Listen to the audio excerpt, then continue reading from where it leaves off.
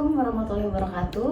Perkenalkan, saya Nurul Husna, jurusan Manajemen Fakultas Ekonomi dan Bisnis Universitas Lampung. Video ini dibuat untuk sebagai syarat sertifikasi dosen tahun 2025. Mata kuliah yang akan saya bawakan adalah mata kuliah Manajemen Keuangan. Dimulai dari deskripsi mata kuliah Manajemen Keuangan terlebih dahulu. Mata kuliah Manajemen Keuangan merupakan mata kuliah yang fokus pada upaya pengelolaan keuangan dalam perusahaan yang pada prinsipnya adalah mencari dan mengalokasikan dana untuk meningkatkan nilai perusahaan dalam rangka meningkatkan tingkat kemakmuran para pemegang saham. Topik utama yang menjadi bahasan dalam mata kuliah ini lebih banyak mengarah pada keputusan jangka pendek, pengambilan keputusan jangka pendek, kecuali keputusan penganggaran modal yang bersifat jangka panjang. Untuk capaian pembelajaran mata kuliah Manajemen Keuangan, yaitu mampu melakukan validasi akademik atau kajian sesuai bidang keahliannya dalam menyelesaikan masalah di masyarakat atau industri yang relevan melalui pengembangan pengetahuan dan keahliannya. Untuk materi pembelajaran pada mata kuliah ini diambil dari buku referensi utama, yaitu dari Lawrence Gitman yang berjudul Principle of Managerial Finance. Kemudian yang kedua yaitu dari Stephen Ross yang berjudul Corporate Finance. Untuk presentasi penilaian pada mata kuliah ini yaitu untuk tugas dan kuis masing-masing 20%, kemudian keaktifan yaitu 10%, dan UTS UAS masing-masing 25%. Sekian jabaran dari saya. Wassalamualaikum warahmatullahi wabarakatuh. Assalamualaikum warahmatullahi wabarakatuh.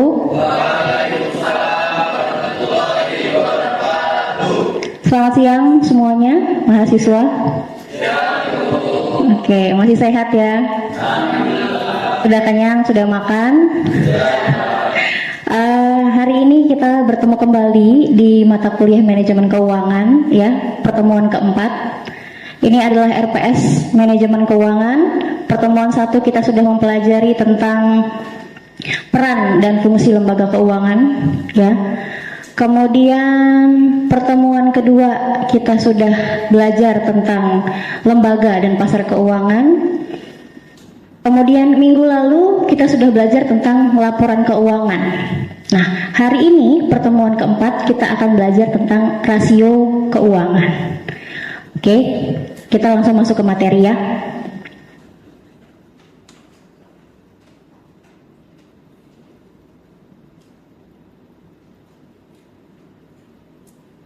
Rasio keuangan.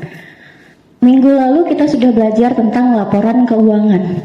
Ada 5 jenis laporan keuangan ya. Ada yang masih ingat apa saja? Apa saja? Silakan.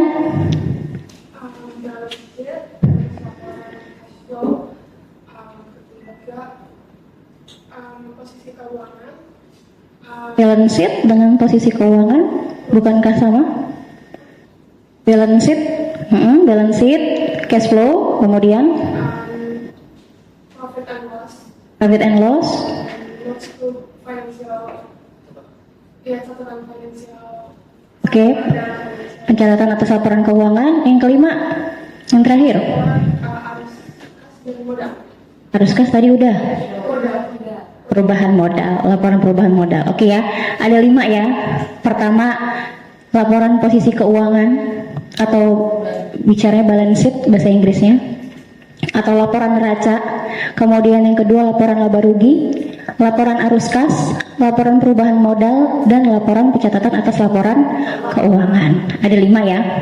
Nah, hari ini setelah kita tahu macam-macam laporan keuangan, kita akan mempelajari bagaimana cara menganalisis rasio keuangan atau menganalisis laporan keuangan. Salah satunya dengan menghitung rasio keuangannya.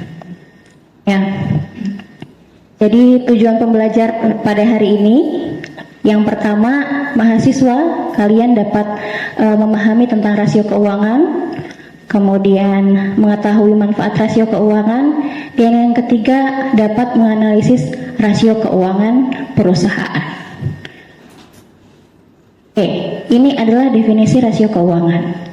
Ya, tertulis di sini bahwa rasio disebut sebagai perbandingan jumlah dari satu jumlah dengan jumlah lainnya. Sehingga rasio keuangan adalah suatu kajian yang melihat perbandingan jumlah-jumlah yang terdapat pada laporan keuangan. Ya, jadi kita mau membandingkan nih apa yang ada di laporan keuangan dengan pembanding lainnya untuk melihat kinerja keuangan itu bagus atau enggak perusahaan tersebut, gitu ya. Nah, ini adalah manfaatnya, manfaat untuk kenapa kita mesti menganalisis rasio keuangan. Ada 5 ya di sini ya.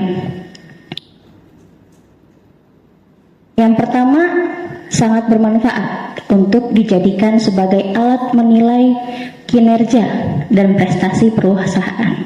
Jadi kita misalkan perusahaan yang go public ya, PT Indofood, Unilever, Nestle. Nah, kita bisa akses laporan keuangannya di IDX, betul ya. Nah, kita bisa melihat bagaimana kinerja keuangan si perusahaan tersebut dari kita setelah download laporan keuangannya dan menghitung rasio keuangan si perusahaan tersebut. Kemudian yang kedua, rasio keuangan sangat bermanfaat bagi pihak manajemen sebagai rujukan untuk membuat perencanaan. Jadi misalkan saya adalah karyawan di PT Indofood atau manajemen di PT Indofood, kemudian saya pengen tahu bagaimana si rasio keuangan tersebut. Nah, setelah itu dianalisa apa kurangnya dari rasio keuangan tersebut dan itu bisa diperbaiki. Tapi kita harus menganalisis rasio keuangan si perusahaan itu dulu. Ya, kemudian yang ketiga dapat dijadikan sebagai alat untuk mengevaluasi kondisi suatu perusahaan. Jadi setelah tahu ya bagaimana kondisi perusahaannya, kondisi keuangannya, kondisi kinerjanya, kita bisa mengevaluasi apa yang harus dilakukan untuk supaya meningkatkan kinerja keuangan perusahaan tersebut. Kemudian bermanfaat juga bagi para kreditor ya untuk memperkirakan potensi resiko yang akan dihadapi dikaitkan dengan adanya jaminan kelangsungan pembayaran bunga dan pengembalian pokok pinjaman. Kreditor, kalau misalkan perusahaan, kira-kira kreditornya siapa? Bank, salah satunya bank ya. Jadi si rasio keuangan ini bermanfaat juga untuk kalau si bank mau memberikan pinjaman kepada misalkan saya adalah PT Indofood. Nah, dia melihat kinerja keuangan si PT Indofood tersebut layak atau enggak diberikan pinjaman. Ada resiko enggak sih PT Indofood ini gagal bayar? Itu salah satu manfaatnya. Ya. Kemudian yang kelima, dapat dijadikan sebagai penilaian bagi pihak stakeholder organisasi. Stakeholder siapa aja? Pemerintah, megang saham, customer, karyawan ya.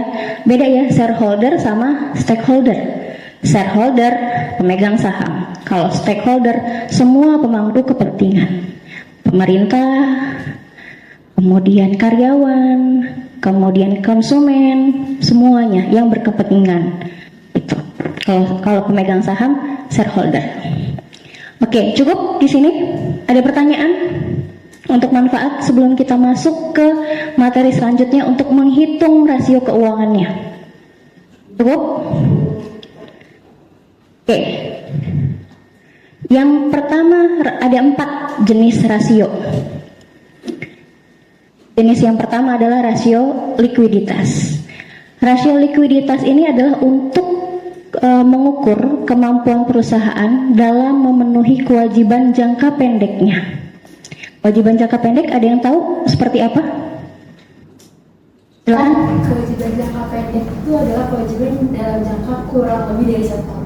Ya, jadi si yang mau dibayarkan oleh perusahaan tersebut kurang dari 1 tahun. Kalau kewajiban jangka panjang berarti yang mesti dibayarkan lebih dari 1 tahun ya. Utang gaji ya, utang dagang gitu ya. Itu. Nah, salah satu rasio yang pertama untuk mengukur rasio likuiditas adalah current ratio. Itu yang pertama. Yang kedua ada quick ratio. Yang ketiga ada cash ratio. Sebenarnya ada banyak, tapi yang akan kita pelajari hari ini ada current ratio dan quick rasio. Oke, current ratio rumusnya adalah current asset atau aset lancar dibagi dengan kewajiban jangka pendek atau kewajiban lancar, current ratio ya.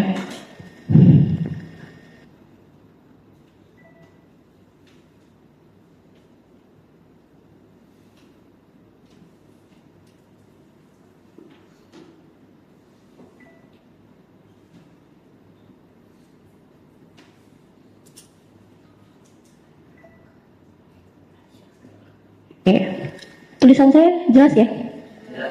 Kewajiban jangka pendek, aset lancar dibagi dengan kewajiban jangka pendek. Semakin tinggi current ratio, maka makin besar keyakinan bahwa kewajiban lancarnya akan dapat terpenuhi. Kita masuk ke laporan keuangan perusahaan. Ini ada contoh laporan keuangan PT Distri Marena. Ya, kita hitung bersama-sama current rasionya. Aset lancarnya berapa? Total aset lancar ya. Aset lancar kan ada kas, piutang, persediaan gitu ya. Total aset lancarnya berarti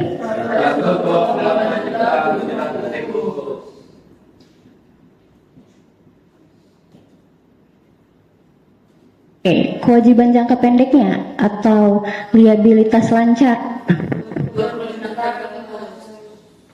Ini liabilitas lancar, ada utang usaha atau utang gaji dan upah ya. Jumlah liabilitasnya.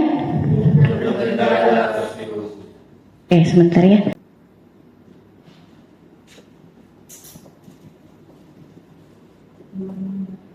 Ada yang bawa kalkulator atau ada bawa HP? Boleh bantu.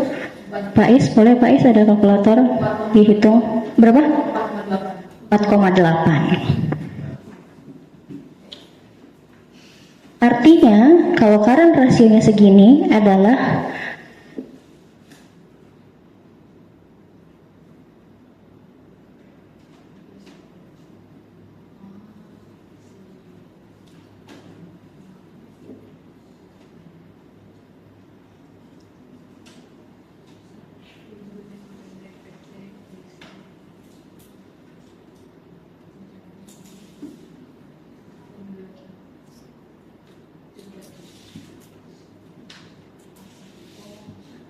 ini adalah kesimpulannya.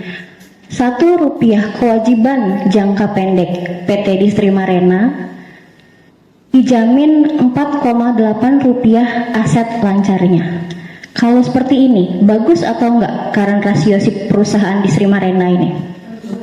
Bagus, karena bisa di atas 1. Jadi lebih besar 4,8 kali lipat aset lancar yang dimiliki dibandingkan dengan kewajiban jangka pendek yang harus dibayarkan.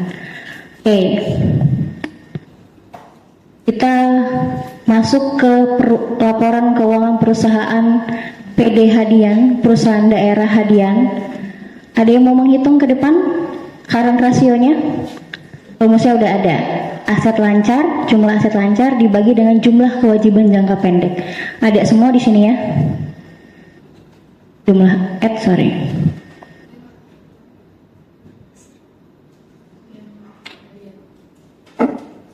Ada yang mau maju ke depan?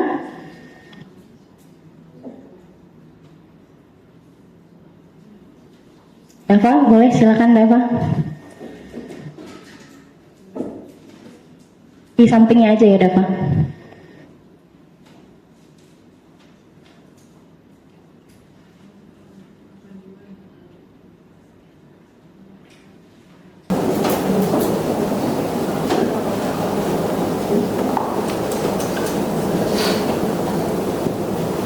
Makasih ya Dava.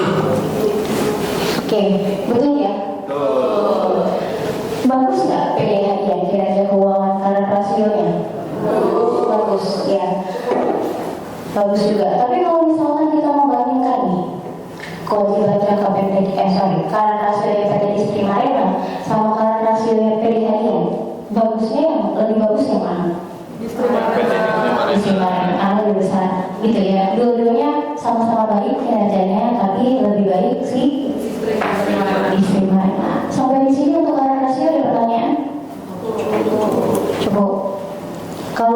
sudah paham, kita ke jenis rasio yang kedua, yaitu quick ratio. Sama-sama untuk mengukur kemampuan perusahaan dalam memenuhi kewajiban jangka pendeknya. Tapi yang membedakan current ratio sama quick ratio dijamin oleh aset lancarnya yang paling liquid.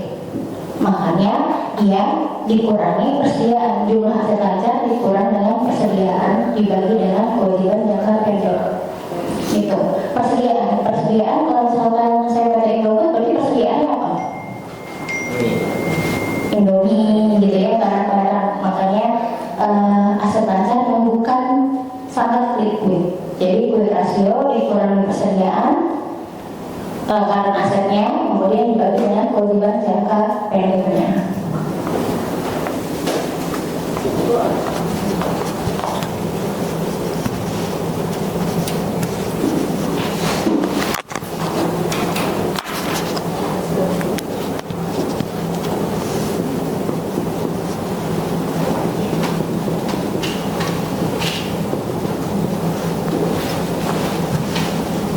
Kita kembali lagi menghitung si quick ratio-nya di Sri Marena ya.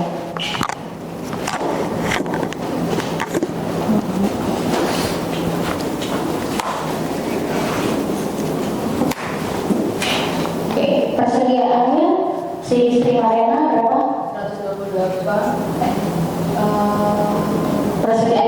Persediaan barang dagang sama persediaan habis pakai. Dua-duanya 43.600.000 dikurang 7.500.000.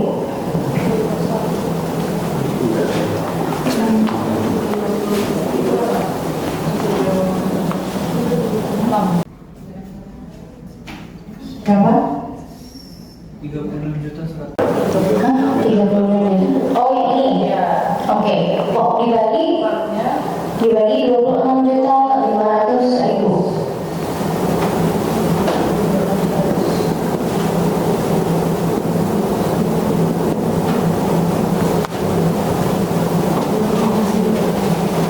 Berapa? 2,9. Berarti 2,9. Jadi 2,9 rupiah kewajiban jangka pendek si PT Sri Marena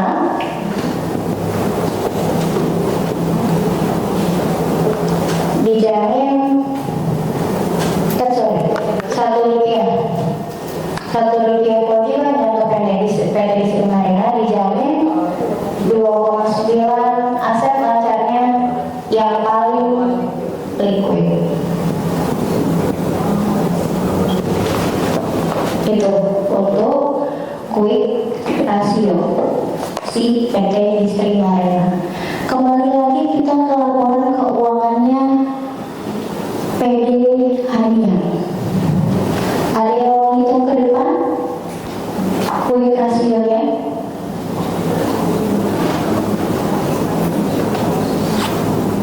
Ada? Hanya dikurangi persediaan. Aset lancar, jumlah aset lancar udah keluar tadi.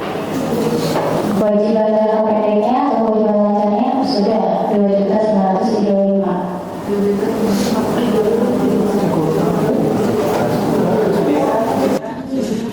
Silakan, Roro.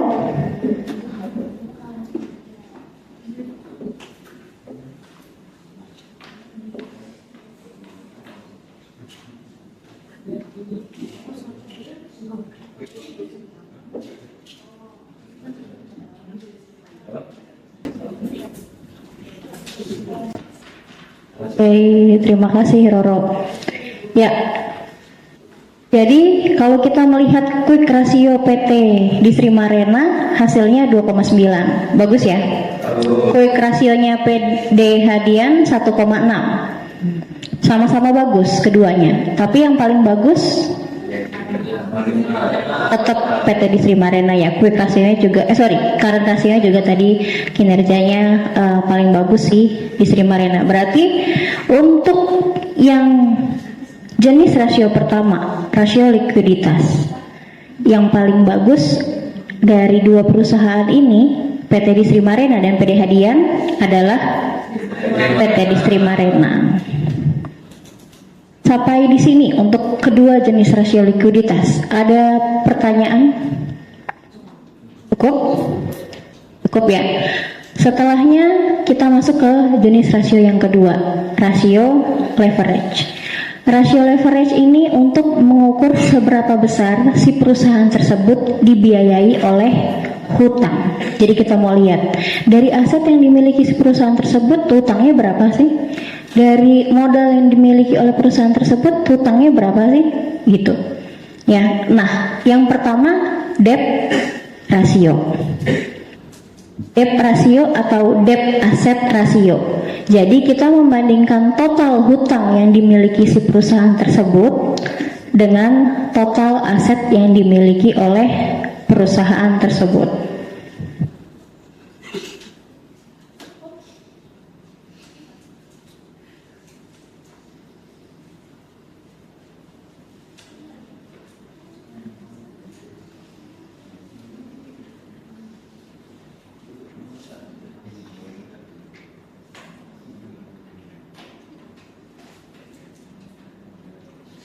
Debt asset ratio. Jumlahnya adalah total liabilities ya, atau total hutang dibagi dengan total aset. Oke. Kita kembali menghitung rasio hutangnya si PT Distri Marena ya. Laporan keuangan Distri Marena. Total liabilitiesnya berapa? 26.500.000. Total asetnya ini ya, bukan total aset lancar tapi seluruh aset dengan aset tetap juga. Jadi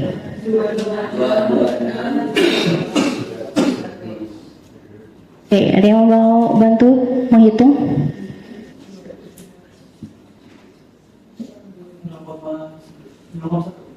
0,11.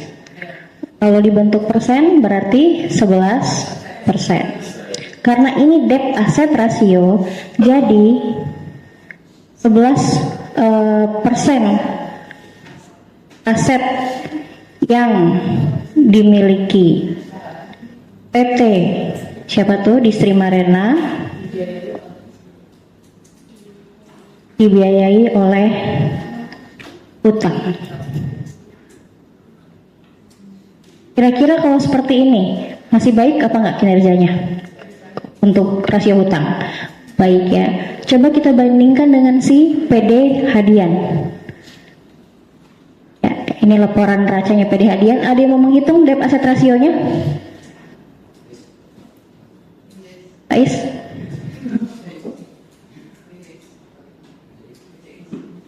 Kawan? Total liabilities dibagi dengan total aset.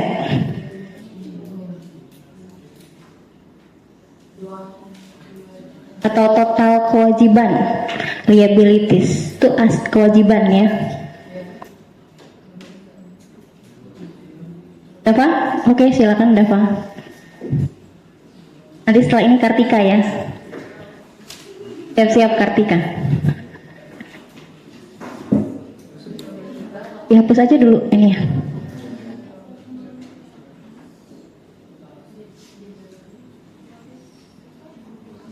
Di sini jumlah kewajiban lancar, jumlah kewajiban jangka panjangnya nggak ada.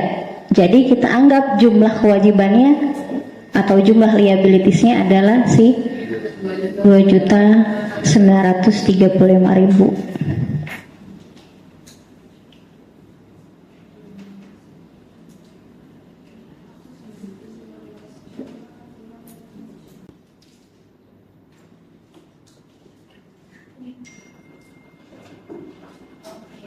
Oke, terima kasih Dava. Ya. 18 18% kalau si PD Hadian. Ya, jadi 18% aset yang dimiliki si PD Hadian dibiayai oleh hutang. Kalau melihat dari sini sama-sama baik ya kinerjanya ya. Ini juga masih 18%. Yang nggak baik itu berarti kan kalau misalkan jumlah hutang yang dimiliki lebih besar dibanding dengan asetnya. Nah, ini sama-sama bagus. Tapi kalau kita lihat yang paling baik yang mana? Sri Marena karena lebih kecil hutangnya. Oke. Sampai di sini ada pertanyaan? Cukup? Kalau cukup kita masuk ke rasio leverage yang kedua, yaitu debt equity ratio. Kalau tadi debt asset ratio dibandingkannya dengan aset. Kalau ini debt equity ratio berarti dibandingkannya dengan equity apa? Equity apa? Modal.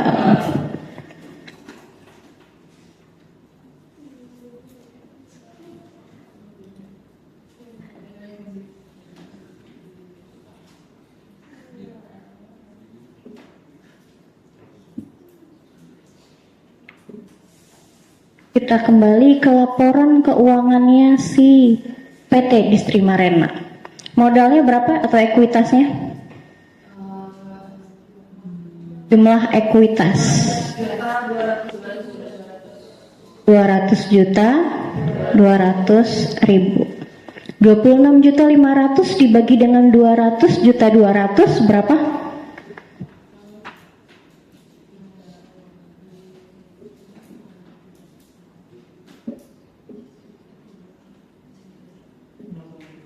Oh,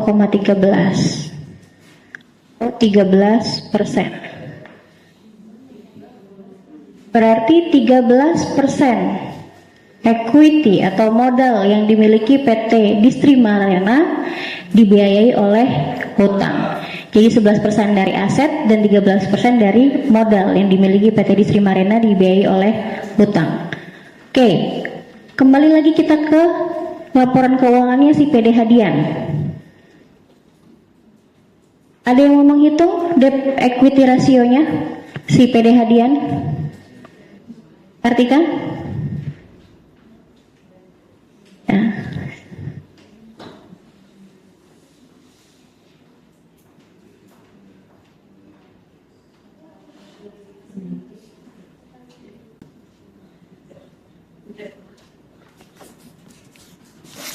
Oke, kalau si PD Hadian 22,5% modalnya dibiayai oleh hutang. Sejauh ini debt equity rasionya berarti lebih baik yang tetap Distri Marena. Berarti sejauh ini dari rasio rasio likuiditas sama rasio leverage, bagusan mana kinerjanya? Distri Marena sama PD Hadian? Tetap Distri Marena. Oke. Nanti perhitungannya lebih lanjut untuk rasio aktivitas yang belum dijelaskan dan rasio profitabilitas nanti untuk pertemuan selanjutnya. Oke, sampai di sini ada pertanyaan untuk rasio likuiditas, rasio leverage dan rasio aktivitas yang inventory turnover? Cukup jelas? Oke. Terima kasih, kita ketemu lagi di pertemuan yang kelima minggu depan. Kita bahas sisa rasio yang belum kita hitung ya di perusahaan Distri Marena dan PD Hadian. Sekian, terima kasih. Mohon maaf jika ada salah kata. Saya akhiri. Wassalamualaikum warahmatullahi wabarakatuh.